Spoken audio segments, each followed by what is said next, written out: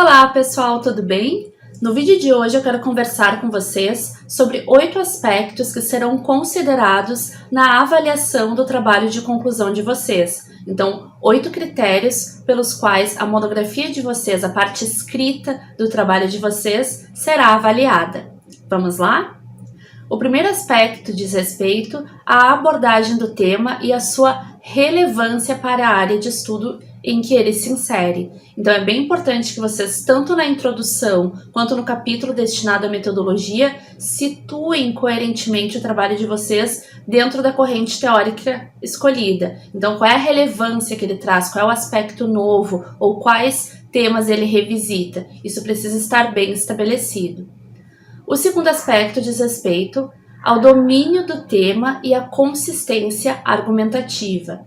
Então, tanto na introdução quanto no início do referencial teórico, precisa ficar claro para os avaliadores, para os leitores de vocês, como vocês entendem o tema e quais foram os autores mobilizados, quais os autores fazem parte da base teórica da reflexão de vocês, e também o quanto vocês conseguem se posicionar em relação a essas leituras de forma autoral, que com certeza é um dos maiores desafios quando nós estamos escrevendo ou quando nós estamos nos deparando com uma teoria que muitas vezes pode ser nova para nós ou não. Então é bem importante que a parte de revisão teórica de vocês não seja apenas uma listagem de autores ou uma listagem de trabalhos, mas que nela vocês consigam também se posicionar de forma autoral e de forma crítica, enxergando pontos positivos, pontos negativos, lacunas, aspectos que poderiam ser aperfeiçoados. Isso vai contribuir para a qualidade da argumentação, da explicação, da exposição do trabalho de conclusão de vocês.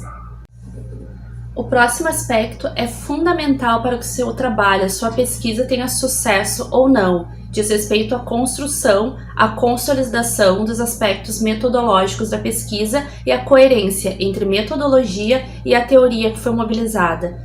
É bem importante, então, que na construção dos capítulos de metodologia, e isso vai perpassar todo o trabalho, a análise dos dados, e depois vai ser revisitado nas considerações finais, que fique claro os critérios que você escolheu para determinadas escolhas, por que decidiu organizar, segmentar o trabalho de determinada forma ou não. Se o seu trabalho, por exemplo, trabalha com dados, com entrevistas ou com coleta de dados, então é bem importante delimitar, então, quais foram os critérios escolhidos, como é que se compôs esses dados, como é que eles serão tratados, como eles serão discutidos. Isso é o cerne de uma pesquisa científica.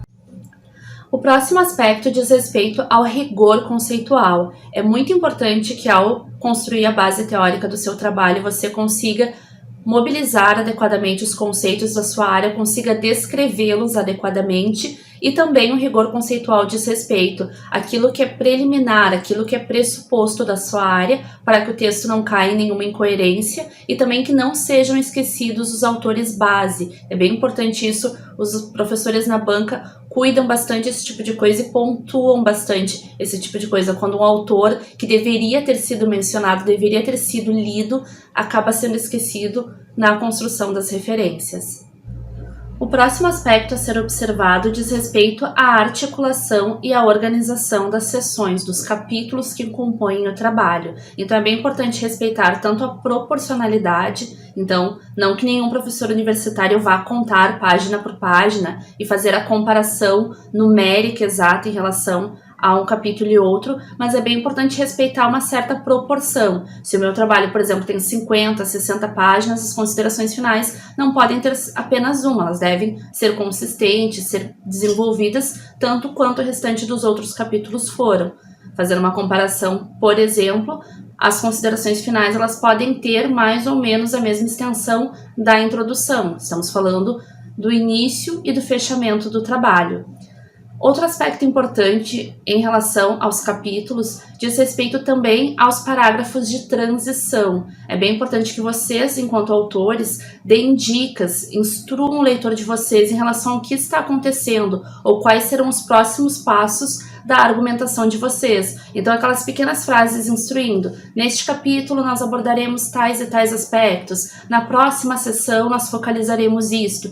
São pistas bem importantes e contribuem para que o trabalho de vocês seja bem avaliado, porque a própria banca se sente conduzida, ela consegue compreender a lógica do pensamento de vocês e a forma como vocês quiseram apresentar esse estudo para ela e para todos os outros leitores. Os dois próximos aspectos se relacionam à escrita propriamente dita do trabalho. O primeiro deles se relaciona com a adequação linguística. Vocês precisam sempre lembrar que a monografia é um texto científico, que vai ser apresentado, que vai ser avaliado em um contexto formal. Então, muito cuidado com o vocabulário, os verbos que são mobilizados, com abreviações. Também procure sempre fazer exercícios de se colocar no lugar do outro para ver se o trabalho de vocês está demonstrando clareza e também seriedade na abordagem do tema. Depois, é preciso cuidar com a coesão e coerência do trabalho. Quando eu falo em coesão ou aos aspectos coesivos, eu estou falando de como o texto é costurado, como ele é conduzido. Por exemplo, se eu estou apresentando um autor e eu quero me contrapor, me opor ao que ele está colocando, então eu tenho que mobilizar os elementos linguísticos adequados, os nexos adequados. Este autor apresenta tal aspecto, porém, entretanto, pensamos dessa forma. Então, a coesão diz respeito a isso, né? Como é que o meu texto vai sendo costurado para manifestar aquilo que eu estou pensando. E a coerência diz respeito aos sentidos que estão sendo mobilizados, para que algo não fique incoerente, acabe não em desacordo ou desmentindo algum argumento que eu já apresentei, certo? Por fim, para encerrar o nosso vídeo, o último aspecto diz respeito ao tema como um todo em relação à sua pertinência e à sua atualidade. Quando eu falo de atualidade, eu me refiro ao referencial teórico. Se eu estou mobilizando os estudos de ponta, as últimas discussões dentro da minha área sobre aquele tema, ele não está desatualizado, não está atrasado, obsoleto em relação ao que se tem feito na ciência naquele campo, e a pertinência diz respeito, então, ao grau de novidade que eu estou apresentando. É uma metodologia nova? É uma construção teórica nova? A respeito disso, o vídeo 1 do nosso canal tem uma discussão bem bacana a respeito disso, o quanto um trabalho pode ser novo ou não e em que aspectos. Com essa última reflexão, nós concluímos o vídeo de hoje. Peço, por favor, que vocês se inscrevam no nosso canal, curtam esse vídeo e também compartilhem com outros estudantes que vocês saibam que estão fazendo TCC ou que vão começar. Espero ter ajudado a todos vocês. Até a próxima!